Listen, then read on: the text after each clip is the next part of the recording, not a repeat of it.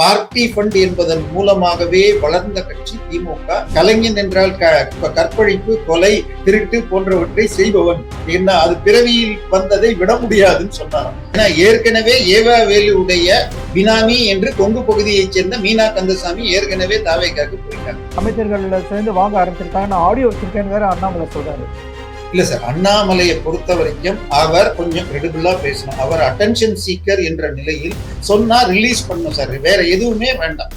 ஆனால் இந்த ஆட்சி திமுகவுடைய 2.0 தான் தொடருதா?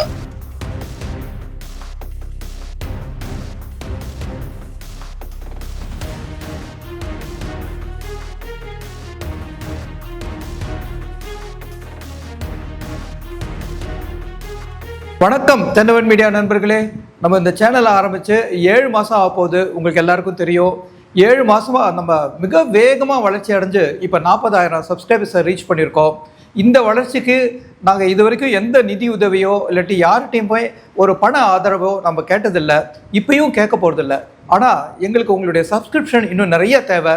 இந்த சேனலை சப்ஸ்கிரைப் பண்ணாமல் பார்த்துட்டு இருக்கிற வியூவர்ஸ், நீங்கள் முக்கியமாக நீங்கள் சப்ஸ்கிரைப் செஞ்சு மேலும் ஆதரவு தாருங்கன்னு அன்போடு கேட்டுக்கிறேன். வணக்கம் தென்னவன் மீடியா நண்பர்களே. இன்று நம்முடன் மீண்டும் இணைந்திருப்பவர் திரு தேவைப்பெற அவர்கள். அவரை வரவேற்போம். வணக்கம் சார். வணக்கம் சார். இப்போ முதல்வர் விஜய் அவருடைய அலுவலகத்தை நாமக்கல் கவிஞர் மாளிகைக்கு பக்கத்தில் மாற்ற போறதா முதல்ல ஒரு செய்தி வந்தது. அங்க எல்லாம் கட்டிட்டு இருக்கிற போது இன்னைக்கு ஏவா வேலு சட்டமன்றத்திலேயே ஒரு புகாரை கொண்டு வராரு. அந்த டெண்டர்ல ஊழல் நடந்திருக்கிறதா? என்ன சார் நடக்கிறது? இல்ல, அதாவது முதல்ல அரசு வேலைன்னு சொன்னா டெண்டர் போட்டு தான் பண்ணணும். ஈவன் நம்மளே கட்ட போறோம்னு வச்சுக்கோங்களேன், உங்க வீட்டு பின்னாடி ஒரு ரூம் ஆட் பண்ணலாம், பையன் படிக்கிறதுக்கு பத்தல அப்படின்னா நம்ம என்ன பண்ணுவோம்? தெரிஞ்ச இன்ஜினியரிங் தெரிஞ்ச அல்லது போன 2-3 வருஷத்துல வீடு கட்டினவரை கேட்டா, சார் இன்னைக்கு தேதியில ஒரு ஸ்கொயர் ஃபீட்டுக்கு 2,500 இருந்து 3,000 ரூபாய் ஆகுது, நீங்க பாத்துக்கோங்க அப்படின்னு கேட்ட உடனே 2-3 பேரை கேட்டுட்டு யாரோ ஒருத்தர் பக்கத்துல கட்டுறவர்கிட்ட கொடுப்போம். இது தெரிய ஒரு சாதாரணமா கட்டுறவங்களே ஒரு கேருக்காக பண்ணுவோம். ஆனால் கவர்மெண்டாக இருந்தால் ரிஜிஸ்டர்டு பாடி, ரிஜிஸ்டர்டு கான்ட்ராக்டர்னு பண்ணணும். அதுவும் 1 லட்சம் ரூபாய் வரைக்கும் வந்தா காத்தால கொடுத்து 2 நாளைக்குள்ள பண்ணலாம் டெண்டர். 10 லட்சம் வரைக்கும் 1 வாரம், 10 லட்சத்துல இருந்து 15 நாளாக இருந்தால் 15 நாளைக்குள்ள அப்படின்னு டைம் கொடுத்து கேட்கணும்னு இருக்கு.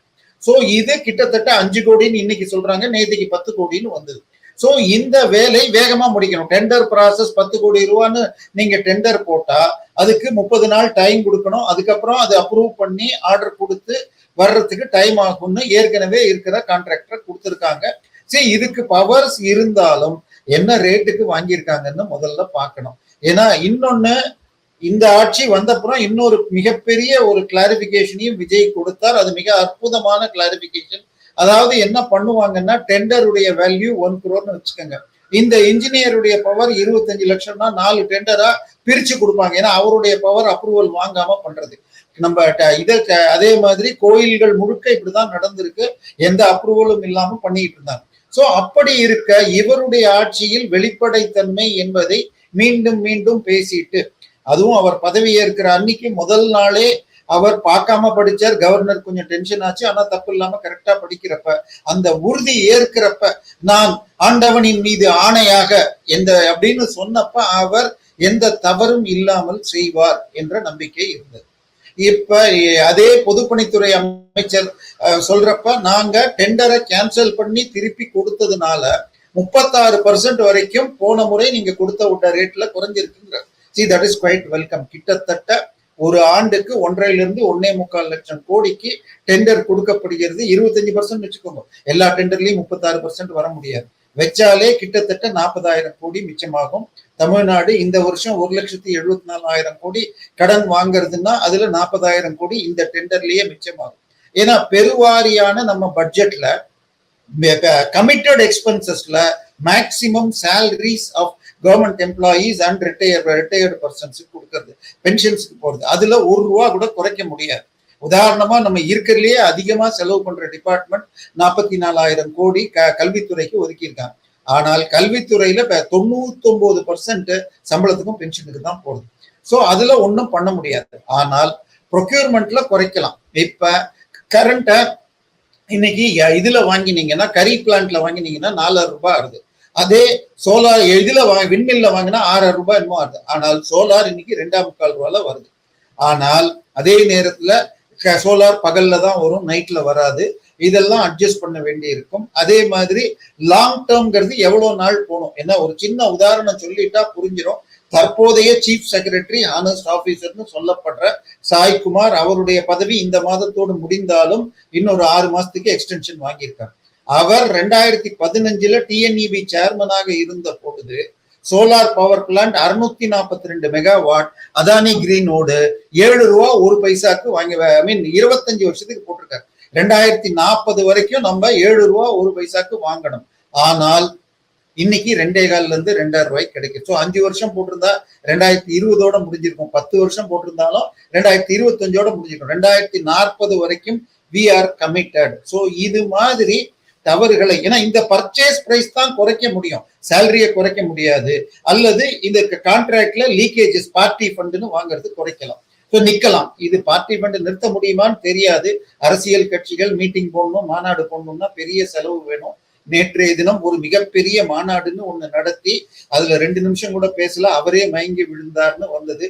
தமிழ் தேசிய எழுச்சி மாநாடுன்னு நடத்தினார். 15ஆம் தேதி ஒரு சேனலுக்கு நான் போறப்ப எனக்கு முன்னாடி என்ன ஜஸ்ட் கிராஸ் பண்ணிட்டு, நான் வீடியோ எடுக்க முடியல, இல்லாட்டி நம்ம சேனல்லயே போட்டிருக்கலாம். மைக்கு சவுண்ட் வருது. தமிழ்நாடு தலைவர், தமிழர் மாபெரும் தலைவரான சிதம்பரம் எம்எல்ஏ அவர்கள் தலைமையில் ஜோதி தமிழ் தேசிய ஜோதி போகிறதுன்றாங்க. பார்த்தா ஒரு குட்டை யானையில பின்னாடி 5 பேர், ஒருத்தர் 2 கையில மைக்கு, ஒருத்தர் கையில கேமரா, முன்னாடி 3 பேர் ஓடி வர்றாங்க, ஒருத்தன் கையில ஜோதி. இவங்களும் ஊர் எல்லை வரைக்கும் பின்னாடி ஓடுவாங்க, அதுக்கப்புறம் மேல ஏறிப்பாங்க. அவர் தாம்பரத்தோடு இறங்கி இருக்கலாம். சோ மாநாட்டுக்கு 234 பிரிச்சு வசூல் பண்ண சொன்னா வெறும் 1 கோடி தான் ஆச்சுன்னு ரொம்ப புலம்பல். அப்படிலாம் ஓடிட்டு இன்னைக்கு போய் விஜயை சந்திச்சிருக்காரு. சோ இது ஒரு பக்கம் இருந்தால், பார்ட்டி ஃபண்ட் என்பதன் மூலமாகவே வளர்ந்த கட்சி திமுக. இன்னும் சொல்ல போனால் நேற்றைக்கு சட்டசபையில ஒரு அமைச்சர் கருணாநிதினு சொல்லிட்டாராம், அதற்கு விஜய் மன்னிப்பு கேட்டிருக்காரு. ஏன் சார், அப்பா அம்மா வச்ச பேரு இல்லாட்டி நீங்க வச்சுக்கிட்ட பேர், ஏன்னா அப்பா அம்மா வச்ச பேர் தட்சிணாமூர்த்திம்பாங்க, இவர் மாற்றிக்கொண்ட பேர் கருணாநிதி. தட்சிணாமூர்த்தியும் சமஸ்கிருத பேரு, கருணை நிதி ரெண்டுமே சமஸ்கிருத பேரு தான். சோ அதை வச்சுக்கிட்டா என்ன தப்பு? இதை தாண்டி திரு கருணாநிதி மந்திரி குமாரின்னு ஒரு படத்தை எடுத்திருக்காரு. அதுல ஒரு வசனம் நம்பியார்கிட்ட அவருடைய மகனை கண்டிக்கிறாராம். ஏன்பா நிறைய சம்பாதிச்சுட்ட, இதுக்கும் மேலும் ஏன் தப்பு பண்றேன்னு. அப்பா நான் பிறவி கலைஞன், அப்பா கலைஞன் என்றால் கற்பழிப்பு, கொலை, திருட்டு போன்றவற்றை செய்பவன், என்ன அது பிறவியில் வந்ததை விட முடியாதுன்னு சொன்னாராம். கருணாநிதி அந்த அர்த்தத்துல கலைஞர்னா அதுக்காக விஜய் சொன்னாரான்னு என்ன கேட்காதீங்க, இது மந்திரகுமாரியுடைய வசனம். வந்து ஊழல் நடந்திருக்குங்கிறாரு, அது உண்மையா? இந்த டெண்டர் வந்து அவர் எல்லாத்தையும் ரொம்ப விவரமா வந்து அந்த சட்டமன்றத்திலே எடுத்து வைக்கிறாரு. சார், சட்டமன்றத்தில் இல்ல, எங்க இவங்க பேசினாலும் அடிச்சு விடுவாங்க. ஏன்னா நம்ம இதுல ஒரு பிரஸ் மீட்ல கேள்வி கேட்கிறாங்க, மழைக்கு என்ன பண்ணிருக்கீங்க, எத்தனை வண்டின்னா உடனே பக்கத்துல இருந்து நம்ம இது அல்லேலூயா பாபு, சாரி நான் சொல்ல மாட்டேன் அந்த வார்த்தையை, சேகர் பாபு மேயருக்கு சொல்லி கொடுத்தார், எதையாவது அடிச்சு விடணும். உடனே அவங்க போன வருடம் 3 இருந்தது, இந்த வருஷம் 5. நிஜமா தெரிஞ்சு சொன்னாங்களா, அடிச்சு விட்டாங்க. சோ அது மாதிரி எடுத்து சொல்றதுதான். உதாரணமாக ஒயிட் பேப்பரை இவர் வெள்ளை அறிக்கைன்னு சொல்லி மின்சாரத்துறையில அமைச்சர் கொடுத்த உடனே அடுத்த நாள் அந்த டிரான்ஸ்ஃபார்மர்ல ஊழல் நடக்கலன்னு செந்தில் பாலாஜி கொடுத்துறது. 10 நிமிஷம் கேட்டா டெக்னிக்கலா இருக்கிறது அத்தனையும் பீலான்னு நமக்கு புரியும். பிரச்சனை எவ்வளவு ஸ்கொயர் ஃபீட் எவ்வளவுன்னு கணக்கு போட்டா தெரியும். திமுக டெக்னிக்கை ரொம்ப கஷ்டப்பட வேணாம் சார். முத்தமிழ் முருகன்னு சொல்லி வாயில வடை சுடுவாங்க. ஆனால் அந்த முருகனுடைய சுவாமி மலையில லிப்ட் போட்டது உட்காந்து 2 வருஷத்துக்கு முன்னாடி 20 பேர் லிப்ட் 3 கோடியே 45 லட்சம் பட்ஜெட்னு போட்டாங்க. 2 வருஷம் கழிச்சு இன்ஸ்டால் பண்ண லிப்ட் 13 பேர் லிப்ட். அது ரொம்ப சின்ன மலை, அதிகபட்சம் 60 படி இருக்கும், 2 ஃப்ளோர். நீங்க சென்னைக்கு வந்தீங்கன்னாலோ இல்ல உங்களுடைய சென்னை ரெப்ரசன்டேட்டிவ இந்தியாலேயே மிகப்பெரிய லிப்ட் நிறுவனங்கள் Otis, blue star, Voltas, Johnson, இவங்களுக்கெல்லாம் கொட்டேஷன் கேட்டா 2 மாடி பில்டிங்க்கு 30 லட்சம் ரூபாய் ஆகும். ஆனா இவங்க போட்ட பட்ஜெட் 3 கோடியே 45 லட்சம் ரூபாய். சோ இது மாதிரி பண்ணுவாங்கங்கிற நம்பிக்கையில சொல்லி இருக்கிறார். கணக்கு வந்தால் 90% சரியாக இருக்கலாம். ஆனால் முறையான ப்ராசஸ் ஃபாலோ பண்ணலன்னா ஃபாலோ பண்ணலை. ஏன்னா ஸ்பெசிபிகேஷன் என்ன, இது எல்லாம் தெரிந்தால்தான் அல்டிமேட் ரேட் தெரியும். ஸோ 99% என்னை பொறுத்த வரைக்கும் இதுல தப்பு இருக்க வாய்ப்பு இல்லை. இன்னும் சொல்ல போனால் இந்த இன்டீரியர் டெண்டர் குடுக்கறதுல ஏதாவது ஒரு அவசரம் இருக்குன்னு நினைக்கிறீங்களா? இல்ல, அதான் நான் சொன்னேனே, ஒரு டெண்டர் வாங்கணும்னு சொன்னா கவர்மெண்ட்ல ப்ரொசீஜர் வேல்யூக்கு ஏத்த மாதிரி இத்தனை நாள் கொடுக்கணும்னு இருக்கு சார். எனக்கு நான் என்னுடைய ஜாபை முதல்ல ஆரம்பிச்சதுல முக்கியமான கம்பெனி கேஸ்கெட் பண்ற கம்பெனி, ரயில்வேக்கு கேஸ்கெட் சப்ளை பண்ணுவாங்க. திடீர்னு எவனோ ஒருத்தன் வருவான், அவனுக்கு இங்கிலீஷ் தெரிஞ்சிருக்காது, நமக்கு அன்னைக்கு அரைகுறை ஹிந்தி இப்ப கொஞ்சம் பரவாயில்லன்னு சொல்லிக்கிறானா, அவங்கள கேட்டாதான் என் ஹிந்தி எப்படி இருக்குன்னு தெரியும். அவன் சார் मैं तुगलकाबाद से आ रहा हूँ, आप आई मीन ये गैसकेट देने नहीं मैं वापस नहीं जाऊंगा, 10 दिन से தமிழ்நாடு எக்ஸ்பிரஸ் नहीं चलेगा. நீங்க இந்த கேஸ்கெட்டை கொடுக்கலன்னா தமிழ்நாடு எக்ஸ்பிரஸ் 10 நாள்ல போகாது, நான் இதை எடுத்துட்டு போலன்னா என்ன டெல்லியிலயும் சேர்த்துக்க மாட்டான்பா. அந்த கேஸ்கெட்டை இது இப்ப வருதான்னு தெரியாது, அந்த டயத்துல எல்லாம் ஒரு புக் வரும் சார். அதாவது southern railway, south eastern railway, ஒரு ரயில்வேக்கும் ஒரு புக்கு அந்தந்த மாசம் டெண்டருக்குன்னு, அந்த எந்தெந்த பொருள் தேஞ்சு போகும் ரீப்ளேஸ் பண்ற ஸ்பேர்ஸ 6 மாசத்துக்கு முன்னாடி இண்டென்ட் போட்டு அங்க டிபார்ட்மெண்ட்ல அப்ரூவ் ஆகி பர்ச்சேஸ் டிபார்ட்மெண்ட்டுக்கு போய் அவன் டெண்டர் பப்ளிஷ் பண்ணி டெண்டர் 30 நாள் டைம் கொடுத்து ஃபைனலைஸ் பண்றதுக்கு பர்ச்சேஸ் டிபார்ட்மெண்ட் ஒரு 30 நாள் கொடுத்துட்டு எங்களுடைய டெலிவரி டைம் 4 to 6 months கொடுத்துருப்போம். ஆனா நாங்க 6 to 8 months ஆவரேஜா எடுத்துப்போம். சரியா? இது அப்ப ஒரு ஸ்பேரை எத்தனை நாள் முன்னாடி வாங்கணும்னு அவங்க திட்டம் போடணும்னு நினைச்சு பாருங்க. ஒரு ரயில்வேஸ் மாதிரி டிபார்ட்மெண்ட் கிட்டத்தட்ட எனக்கு ஞாபகம் இருக்குன்னா டெல்கோல ஸ்பேர்ஸே இவ்வளவு இருக்கு அப்படின்னு சொல்லி ஒரு சேர்மன் சேஞ்ச் அப்ப ஸ்பேர்ஸை கண்ட்ரோல் பண்ணி குறைச்சாங்க. சரி, ஜீரோ இன்வென்ட்ரி அப்படிங்கிறது தான் இப்ப லேட்டஸ்ட் பார்த்திருப்போம். அதனால ஒரு வேலையை வாங்கணும்னு சொன்னால் பிடபிள்யூடி மூலமாக போனால் குறைந்தபட்சம் 2 மாசம் ஆகும் டெண்டர் ஃபைனலைஸ் பண்றது. இது இன்னொன்னு, இன்னைக்கு ஒரு சீஃப் மினிஸ்டர் ஆபீஸ்ங்கிறது கெஸ்ட் மாத்திரம் ரிசீவ் பண்ணாம பல நேரங்களில் தமிழ்நாடு மெட்ராஸ்க்கு வெளியில இருக்கிற பில்டிங்ஸை ஓபன் பண்றார், கலெக்டர்ஸோட ஆன்லைன்ல டிஸ்கஸ் பண்றார், பல கெஸ்ட ரிசீவ் பண்றார். இன்னைக்கு எல்லா மீட்டிங்லயும் பவர் பாயிண்ட் பிரசன்டேஷன் பெரிய டிஸ்பிளேல பண்றாங்க. சோ இதுவும் விஜய் அவர்கள் திங்கள்ல இருந்து வெள்ளிக்கிழமை தினமும் பெரும்பாலும் அங்க ஒர்க் பண்றார். சோ அவருக்கு ஸ்பேஷியஸா வேணும். So technically correct. இன்னொரு முக்கியமான காரணமும் சொல்றாங்க, ஏன்னா விஜய் அவர்கள் ஈவே ராமசாமி வழி பைத்திய அறிவை கொண்டவர். அதனால அவர் ஜோசியரை கேட்காமல் பொட்டு என்ன பொட்டு வைக்கிறது இல்லைங்கிறது எல்லாத்தையும் கேட்பார். அவருடைய ஜோதிடர் கிழக்கை பார்த்து அதிக காற்றோடு இருந்தால் நல்லா இருக்கும்னு உடனே இந்த இந்த பில்டிங் நீங்க சொன்ன நாமக்கல் கவிஞர் பில்டிங் 10வது மாடி பீச் ரோடுங்கிறப்ப எவ்வளவு காத்து இருக்கும், கிழக்கை பார்த்து இருந்தால் நல்லா இருக்கும். சோ தசா புத்திகள் எல்லாத்துக்கும் நல்லதுன்னு ஜோதிடர் சொல்லிட்டாருன்னு வேகமா முடிக்கணும்னு சொல்லிட்டு டெண்டரை முறைப்படி ஃபாலோ பண்ணாம, எப்படியும் 3-4 கொட்டேஷன் வாங்கி இருக்கலாம், இல்ல வாங்கின மாதிரி ரெடி பண்ணிருக்கலாம்னு வச்சுக்கோங்களேன். இன்னைக்கு பழைய டேட் போட்டு வாங்குறது ஒன்றும் பெரிய கஷ்டம் இல்லை. சோ என்ன ரேட்டுக்கு வாங்கியிருக்காங்க, என்ன ஸ்பெசிபிகேஷன், ஏன்னா இன்டீரியரை பொறுத்த வரைக்கும் ஒரே பொருள் பாக்குறதுக்கு டைல்ஸ் மாதிரி இருக்கும். நீங்க கேட்டீங்கன்னா அந்த டைல்ஸ் ஸ்கொயர் ஃபீட் 15 ரூபா. அதையே விட்ரிஃபைடுன்னு சொன்னா பாக்குறதுக்கு ஒரே மாதிரிதான் இருக்கு சார், இது 85 ரூபாங்கிறான். ஆனால் ரெண்டுக்கும் குவாலிட்டி டிஃபரன்ஸ் இருக்கு. இது 2000 டிகிரி சீல இது பண்ணியிருப்பான், வேற அது வெறும் 1000 டிகிரில இது பண்ணியிருப்பான். ரொம்ப வேகமான ஒரு ஃபோர்ஸ் வந்தா இடிபடும், ஆனா பாக்குறதுக்கு ஒரு மாதிரி இருக்கும். So specification and other things matters. என்னை பொறுத்த வரைக்கும் இதுல பெரிய தவறு இருந்திருக்காது. ஆனால் ப்ரொசீஜரல் தப்பு இருக்கும்னா கண்டிப்பாக இருந்திருக்கும்.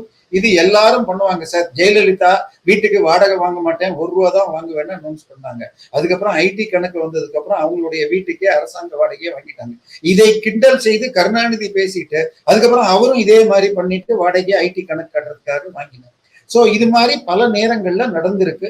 என்னை பொறுத்த வரைக்கும் விஜய் டிரான்ஸ்பரன்சி என்று கூறுபவர், இதுல பெரிய ஊழல் இருக்காது. என்ன ஸ்பெசிபிகேஷன் என்னங்கிறத பார்க்கணும். கண்டிப்பாக ப்ரொசீஜரல் லேப்ஸ் இருக்கும்னா இருக்கும். ஏன்னா 10 கோடி ரூபாய் வேலையை செய்யறதுக்கு பிடபிள்யூடி மெத்தட்ல போனால் ஆர்டரை ஃபைனலைஸ் பண்றதுக்கே 2 மாசம் ஆகும்.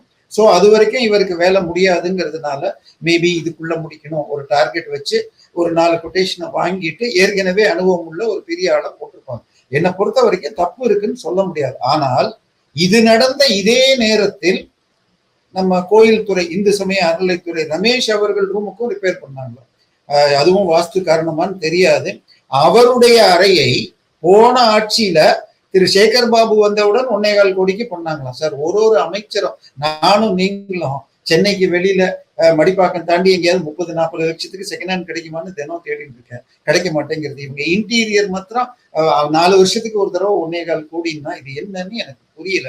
ஏன்னா அடுத்தது ஏவாவேலு சொல்றாரு இப்ப இருக்கிற பில்டிங்ல இருந்தானே வந்து அந்த பழைய முதலமைச்சர்கள்லாம் ஒவ்வொருத்தருக்கும் அவங்களுடைய பட்ட பெயரோட அடைமொழியோட சொல்லி இவங்க எல்லாம் இங்கதானே வெற்றிகரமா பண்ணாங்க அப்படின்னு சொல்ல வச்சு அவர் ஸ்டாலினை விட்டுட்டாரு. அதையும் நம்ம நோட் பண்ணணும். ஸ்டாலினை விடுறது மாத்திரம் இல்ல சார், இதுக்கு முன்னாடி அவர் ஆர் ராசா ஒண்ணு சொன்னாரு, இந்த சேரில் மாண்புமிகு இவர் ஐ மீன் ராஜாஜியும் அண்ணாதுரையும் அவர் பட்டப்பொழியோட சொல்லிட்டு உட்கார்ந்த சேரில் இன்றைக்கு அப்படின்னு ஒரு கேவலமான வார்த்தையை விட்டாரு. இவர் ஸ்டாலினை விட்டாரு. அவர் ஸ்டாலினையும் விட்டார், கலைஞரையும் கருணாநிதியும் விட்டார். இவரும் அப்படி பண்றாங்க. அதே மாதிரி RS பாரதி சொல்லி வைப்பாரு, கண்டமெல்லாம் பிகாம் படிச்சேன் பிஏ படிச்சேங்கிறாங்க. ஐ மீன் ஸ்டாலினும் ஒரு பிஏ பட்டம் வைத்திருக்கிறார், உதயநிதியும் வச்சிருக்காரு. சோ அவங்க கட்சி தலைவரையே சொல்றாங்களான்னு தெரியாது. பிரச்சனை அதே போல ஏவா வேலு சார் இன்னைக்கு தேதியில பெரிய பத்திரிகையாளர்கள் சொல்வதையெல்லாம் எடுத்துக்கொண்டால் அவருக்கு 50,000 கோடி இருக்குங்கிறாங்க. பட் அவருடைய கல்லூரிகள் மற்றவைகளை மட்டும் எடுத்தாலே என்னுடைய கணக்கிலேயே 1,500 கோடி கணக்கு. அதுதான் சார் இங்க ஆச்சரியம். ஏவா வேலு மேல அவ்வளவு புகார் இருக்கச்சா ஒரு டெண்டர் புகார் எடுத்து சொல்றாரு. ஏன்னா கொஞ்ச நாள் முன்னாடி வரைக்கும் அவர் வந்து திமுகல இருந்து கொறடாவா இருந்தாலும் இங்க பக்கம் வந்து தாவேக அரசியோ விஜயோ ரொம்ப கடுமையா தாக்குறது இல்லைன்னு ஒரு பேச்சு வந்தது. ஒருவேளை அதை வந்து திமுக சைட்ல ப்ரூவ் பண்ணதுக்காக இப்படி ஒன்று பேசுறாரோ?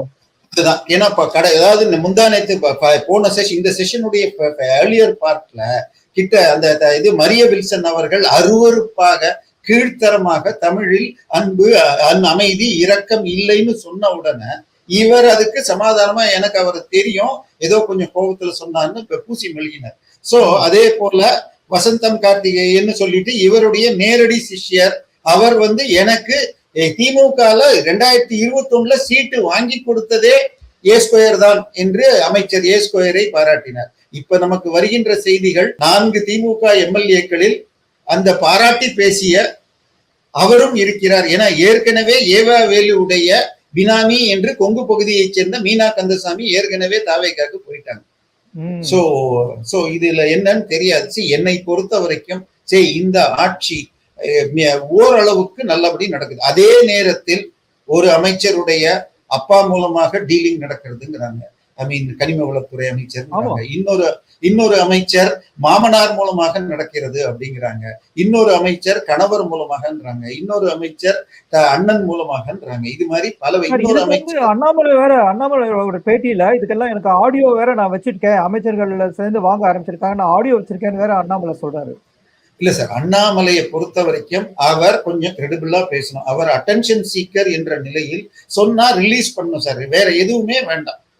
அந்த இதை பொறுத்த வரைக்கும் ஐ மீன் அண்ணா பல்கலைக்கழகத்தின் உள்ளே ஒரு திமுகவை சேர்ந்த பொறுக்கி ராஸ்கல் ஒரு மாணவியை சீரழித்த பொழுது அவர் என்னிடம் கால் ரெக்கார்டு இருக்குன்னு சொல்லிட்டு அந்த கால் ரெக்கார்ட்ல ஒரு சார் பின்னாடி இருக்கிறார், அவரை காப்பாற்றுவதற்காக அடுத்த 3 நாட்களில் 13 முறை ஒரு முன்னாள் அண்ணா பல்கலைக்கழகத்தின் முக்கியமான அதிகாரியும் இது அதிமுகவின் இவரும் பேசியிருக்காரு சார். இன்னைக்கு வரைக்கும் அதுக்கு எதுவும் அவர் ஸ்டெப் எடுத்ததாக எனக்கு தெரியவில்லை. சோ அண்ணாமலை ஒரு அட்டென்ஷன் சீக்கர். இன்னும் சொல்ல போனால் பல ஆடியோக்கள் வெளிவந்திருக்கு. ஒரு அமைச்சர் நம்ம இந்த பாஷையில சொல்லணும்னா சினிமா பாஷையில சொல்றதா இருந்தால் சொர்ணாக்கா மாதிரி பேசி ஜெட்டியோடு வைத்து அடிப்பேன்லாம் பேசினதெல்லாம் ஆடியோ வெளியில வந்து. சோ பல ஆடியோக்கள் இருக்கு. அவர் கேட்டா கடைசியில இருக்கிறதையே சொன்னாலும் சொல்வார். ஏன்னா அண்ணாமலையை பொறுத்த வரைக்கும் அவர் ஸ்டிக் ஆன் பண்ணல சார். என்னை பொறுத்த வரைக்கும் அவர் கடினமான உழைப்பாளி. ஐ மீன் அந்த இது DMK ஃபைல்ஸ்னு கொண்டு வந்தார். அதுல கூட பெரும் டேட்டா இல்ல.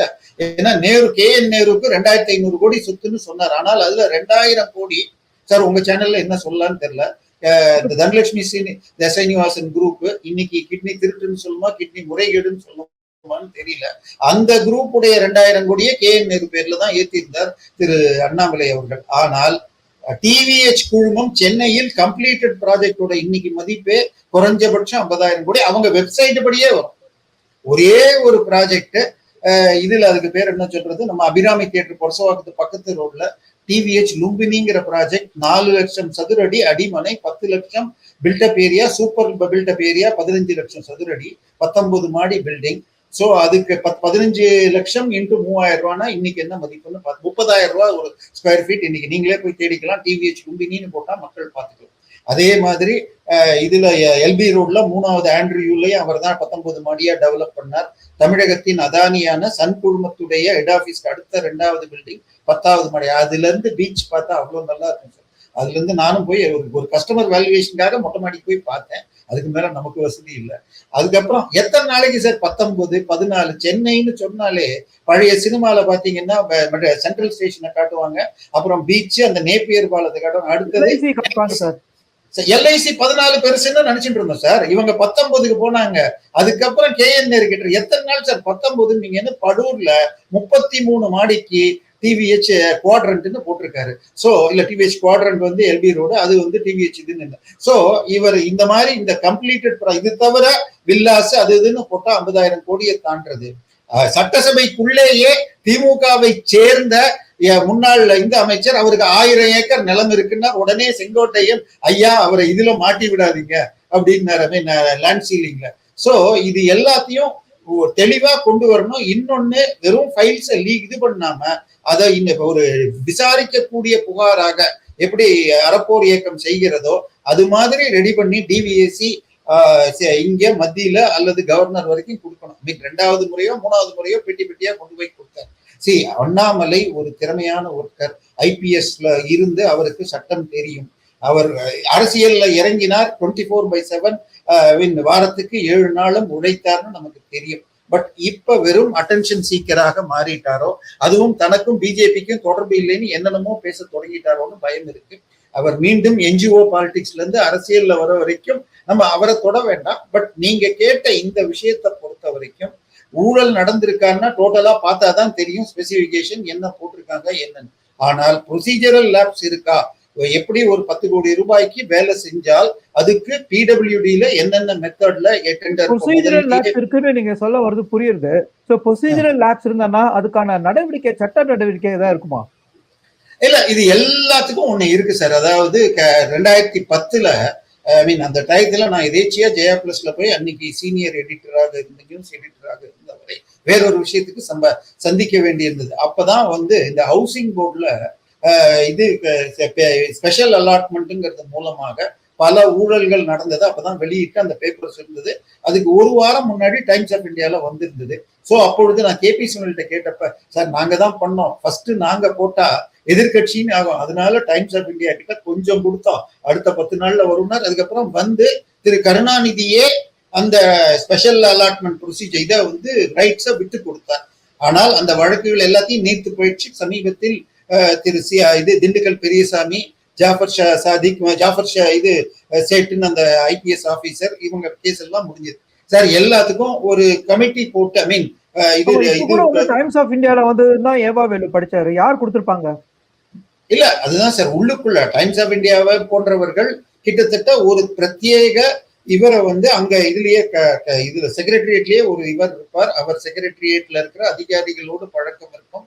அதில் பலர் திமுக விசுவாசிகள் இருப்பாங்க சார். இது எல்லாத்துக்கும் ராட்டிபிகேஷன் ப்ரொசீஜர் இருக்கும். அதை அடுத்த மீட்டிங் இல்ல ஜேஇஎஸ்சி மீட்டிங்ல வச்சு ராட்டிஃபை பண்ணிட்டோம், அதை கேபினெட்ல புட்டப் பண்ணிட்டோம்னா லேப்ஸ் முடிஞ்சிடும். ஒரே ஒரு விஷயம், போட்ட ரேட்ஸ், செய்யப்பட்ட குவாலிட்டி. ஏன்னா திமுக 20 பேர் கொண்ட லிப்ட்னு கடைசியில இன்ஸ்டால் பண்ணது 13, செலவு 10 மடங்கு. சோ அந்த மாதிரி இல்லாமல் சரியான ஸ்பெசிபிகேஷன்ல சரியா பண்ணி இருந்தால் ப்ரொசீஜரல் லேப்ஸ் எல்லாத்துக்கும் நமக்கே இப்ப என்ன சொல்லுவாங்க, வீட்டை விட்டு இதுக்கு போகணும், ராகு காலத்துல கிளம்பக்கூடாதுன்னா போறதுக்கு ராகு காலத்துக்கு முன்னாடி 1/4 மணி நேரம் முன்னாடி நீங்க பைய வெளில வச்சுட்டா கொஞ்சம் 5 நிமிஷம் கழிச்சு போனாலும். ஸோ எல்லாத்துக்கும் ஒரு இது இருக்கா மாதிரி. ஸோ ப்ரொசீஜரல் லேப்ஸுக்கும் ஓவர் கம் பண்றதுக்கு அர்ஜென்சி இந்த காரணம்னு ஒரு கமிட்டி அந்த ஜேஇஏஇ தலைமையில எஸ்சி சூப்பரண்ட் இன்ஜினியர் தலைமையில போட்டுட்டு அவங்க இதை அப்ரூவ் பண்ணிட்டோன்னு காட்டிட்டு அதை மேல சீஃப் இன்ஜினியர்கிட்ட புட்டப் பண்ணி அவரும் ஓகே பண்ணி கேபினெட்டுக்கு போடலான்னு இருக்கும். டீடைல் தான் எனக்கு தெரியாது, பட் ஓரளவு தெரியுங்கிறதுனால கண்டிப்பா இதுக்கு இருக்கும். பட் இவர்களை பொறுத்த வரைக்கும், திமுகவை பொறுத்த வரைக்கும் நீங்க சொன்ன மாதிரி பெரிதாக காட்டல. ஜாஃபர் சாதிக்கை பத்தி நேற்றுக்கு சட்டமன்றத்தில் இவர் பேசினார், மின்சாரத்துறை அமைச்சர். ஆனால் அவர் என்ன சொன்னார், போதைப் பொருள்னு நீங்க பேசுறீங்களே, அதாவது கோயம்புத்தூர்ல மாணவர் கொல்லப்பட்டார், இங்க திருவொத்தியூர்னு உங்க கட்சியை சேர்ந்தவர் 2000 கோடிக்கு எக்ஸ்போர்ட் பண்ணார், நீங்க எஃப்ஐஆர் போடலாம் சார். இவங்க வந்து 105 102 நாள் ஆயிடுச்சு, இது வரைக்கும் ஜாஃபர் சாதிக் மேல எஃப்ஐஆர் இது வரைக்கும் போடல. இன்னும் சொல்ல போனால் போன வாரம் மணிப்பூரில் 6000 கிலோ மெத் 36,000 crore ஒர்த் பிடிபட்டதன் தொடர்ந்து 13 இடத்துல, அதுல 8 இடங்களில் தமிழ்நாட்டில் ரெய்டு நடந்தது. தமிழ்நாட்டுல இருக்கிற போலீஸ் என்ன பண்ணிட்டு இருக்கு? என்ஐஏ வந்தாலே ஒழிய எதுவும் நடக்கலன்னா இது என்ன நடக்கிறது? சோ இது எல்லாமே அடுத்தது அந்த பவுடர் அமைச்சர்னே இன்னைக்கு பேர் ஆயிடுச்சு. அவர் எம்எல்ஏ மினிஸ்டர் ஆகிறதுக்கு முன்னாடி 3வது நாள் அவர் வீட்டுல ஒரு 40 லட்சம் ரூபாய்க்கு கார் வந்து இறங்கியதான். அவர் அடுத்த நாளே அந்த பிராண்ட பேரை எடுத்துட்டு கில்லின்னு போட்டுக்கிட்டாராம். தக் லைஃப்னு ஒருத்தர் போட்டா என்ன சார்? எனக்கு தெரியல சார். ஐபிஎல் மேட்ச்ல போய் மாத்திரையா உடைச்சேன்னு சொல்றத யாராவது தக் லைஃப்னு போடுவாங்களா? அந்த வீடியோவில் அவர் பக்கத்தில் அவர் மனைவியோ குழந்தையோ இல்லை. இன்னொன்னு, யாராவது இதுல அதுக்கு செல்போன் மேல வச்சு மாத்திரையை உடைக்க முடியும், அதுவும் டெபிட் கார்டை வச்சுன்னு சொன்னால் கண்டிப்பாக முடியாது. இன்னொன்னு, குழந்தைக்கு உடம்பு சரியில்லைன்னா ஈவினிங் 7ல இருந்து 12 மணி மேட்சுக்கு யாராவது போவாங்களா? சோ இன்னொன்னு, அவர் டாக்டர் ஒருத்தரை வச்சு தப்பாலஜி போடுறாரு. அந்த டாக்டர் இந்த குழந்தைன்னு ஆண் குழந்தை பேரை சொல்றாரு, இவருக்கு இருக்கிறது பெண் குழந்தை. சொன்ன எதுவுமே மேட்ச் ஆகல. குறைஞ்சபட்சம் விசாரிச்சோம், இல்லைனாவது அரசு தரப்பில் அறிக்கை வந்திருக்கணும். ஆனால் இந்த ஆட்சி திமுகவுடைய 2.0 தான் தொடருதா அப்படிங்கிறது தான் பிரச்சனை. என்னை பொறுத்த வரைக்கும் இந்த டெண்டர் விஜய் ரூம்லயே பண்ணி இருக்கிறதுனால பெரிய தவறுகள் இருக்காது, ப்ரொசீஜரல் லாப்ஸ் தான் இருக்குங்கிறது தான் என் பார்வையாக இருக்கிறது. மற்றபடி டைம்ஸ் ஆஃப் இந்தியாவுக்கு ஒரு திமுக அனுதாபி கொடுத்திருப்பார். அவருக்கே தெரியும் நாளைக்கு லாப்ஸை எப்படி சரி பண்ணியிருப்பாங்கன்னு. அது 2 நாள் கழிச்சு வரும். ஓகே சார், நன்றி சார். உங்க நேரத்துக்கு மிக்க நன்றி. நேர்களே, உங்க கருத்தை நீங்க கமெண்ட் செக்ஷன்ல பதிவிடுங்க. அது மாதிரி நம்ம சேனலுக்கு சப்ஸ்கிரைப் செய்து மேலும் ஆதரவு தருமாறு அன்போடு கேட்டுக்கிறேன். நன்றி, வணக்கம். நன்றி சார். நன்றி.